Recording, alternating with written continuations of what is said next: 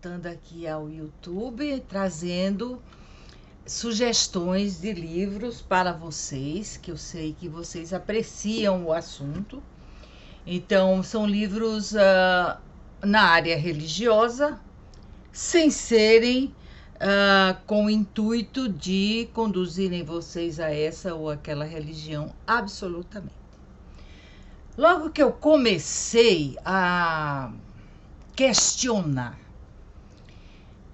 as questões do cristianismo, a visão histórica de Jesus praticamente inexistente, quando eu realmente despertei, o primeiro livro que me trouxe esse despertamento, embora não seja um livro contra o cristianismo, nem contra Jesus, de maneira nenhuma, de forma nenhuma, mas ele põe em xeque várias informações acerca dos fatos narrados pelo Evangelho e acerca dos fatos escritos por exegetas depois ao longo da vida. Esse homem foi Ernest Renan e o livro A Vida de Jesus.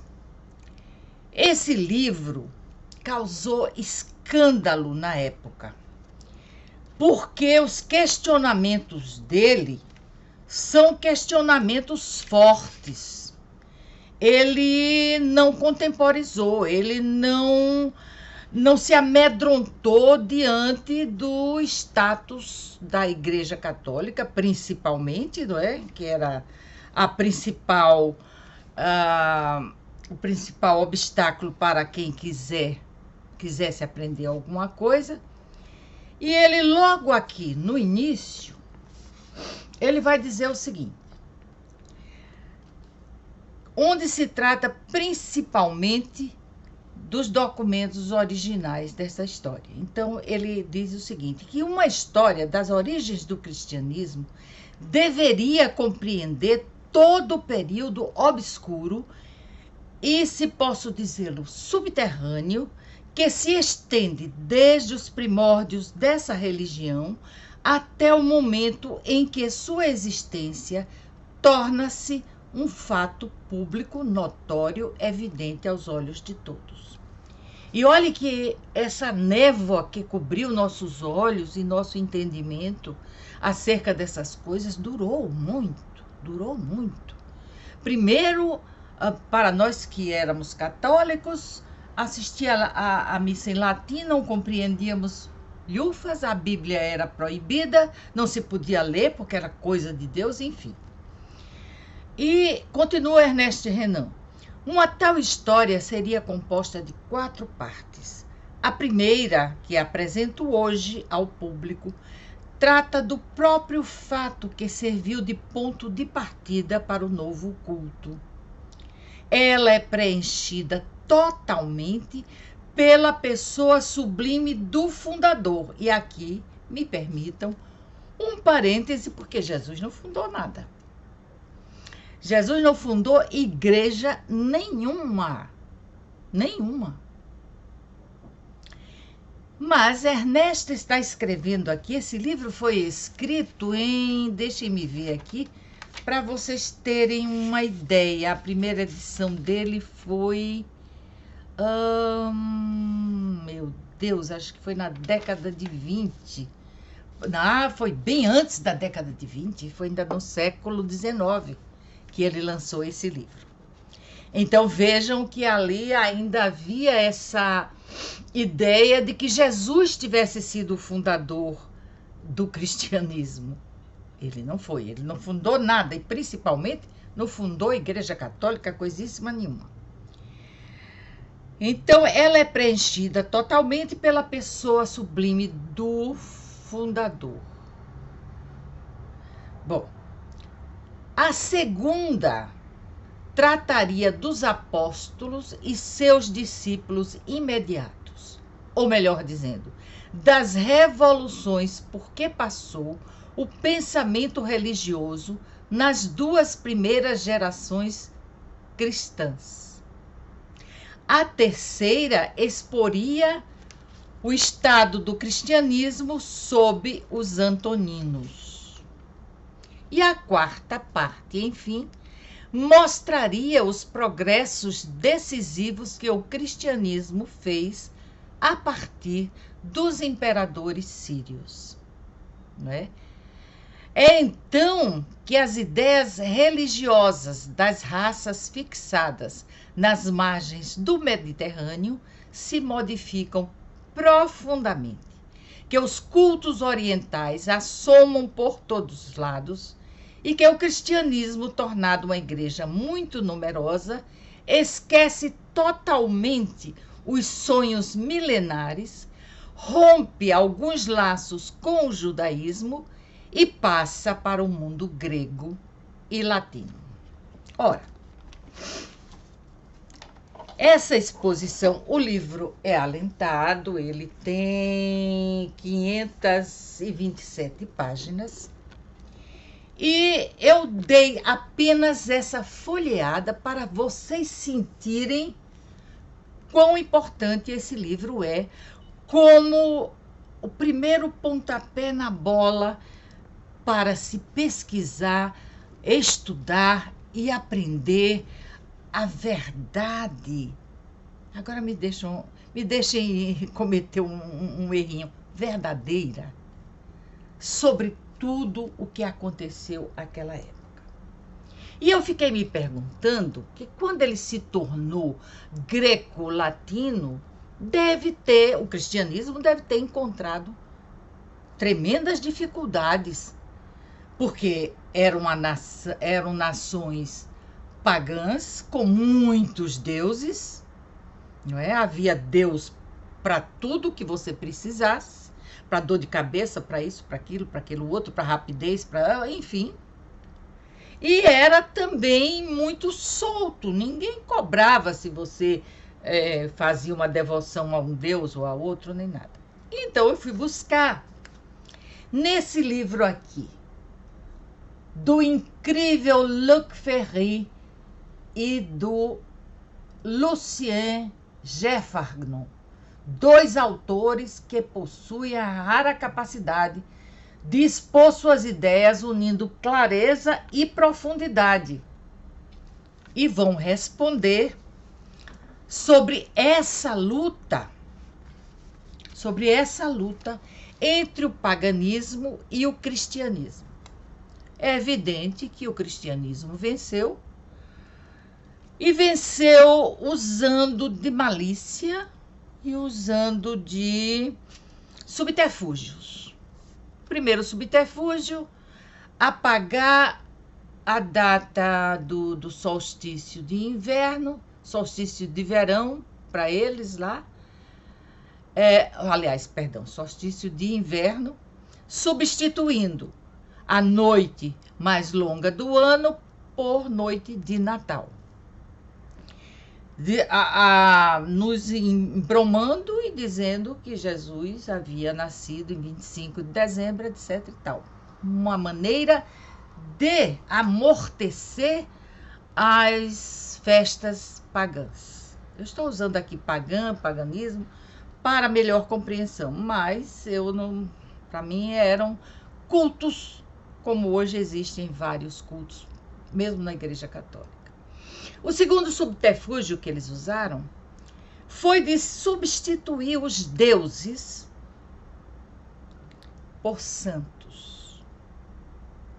Por exemplo, Mercúrio era o deus da rapidez, que levava, fazia as coisas rápidas para Zeus ou Júpiter, porque em Roma os deuses eram os mesmos, mas os nomes variavam. E substituíram Mercúrio por São Expedito.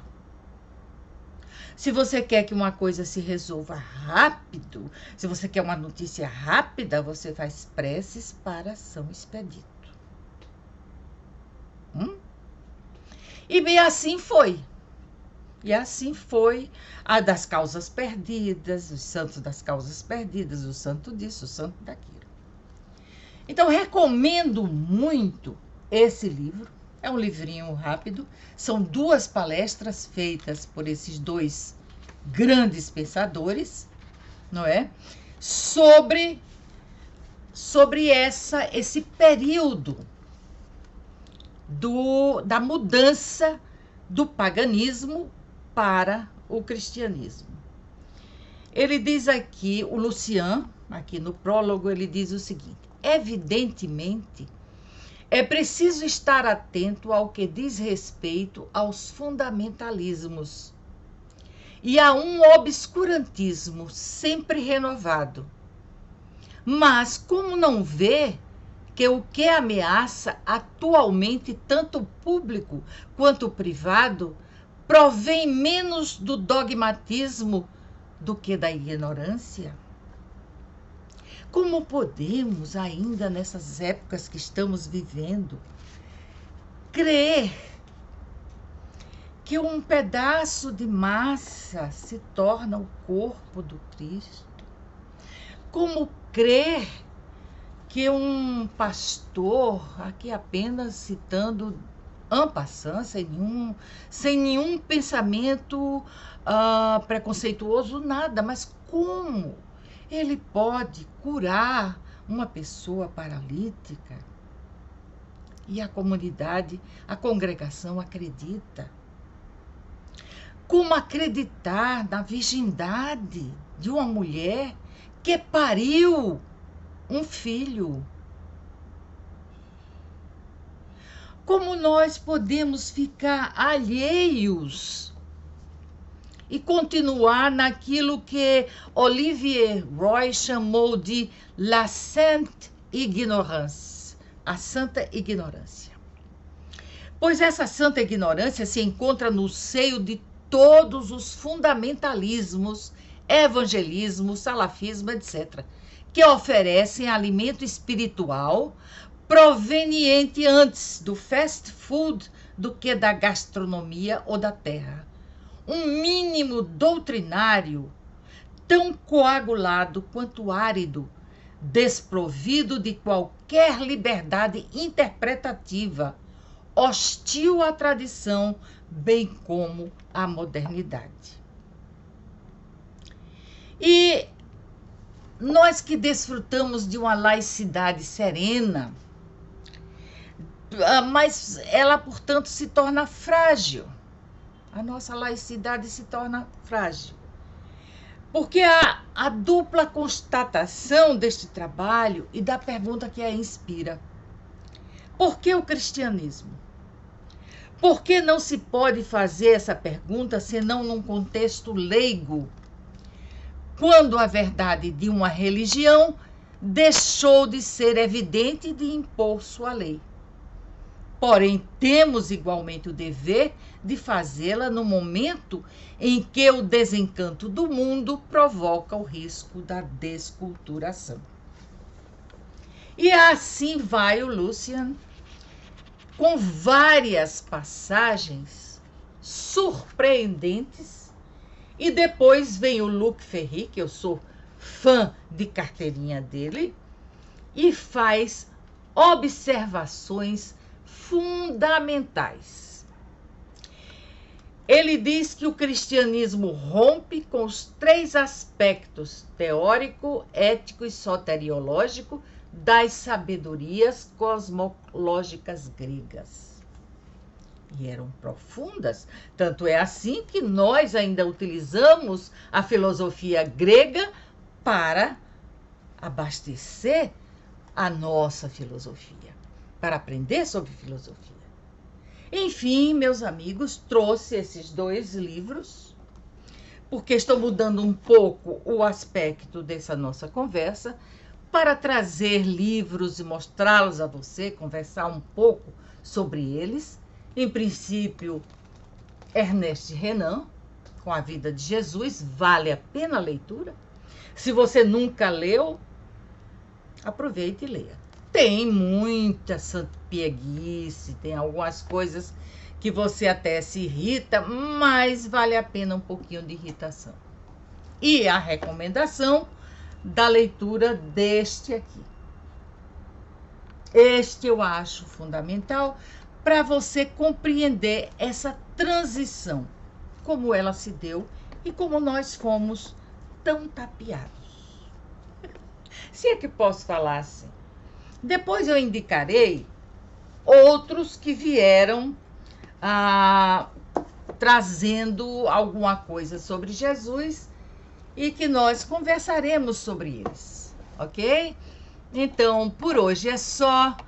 Espero que vocês me perdoem a mudança de modo do canal, da apresentação dos temas aqui no canal, mas eu acho que vale a pena tentarmos compreender um pouco essa transição.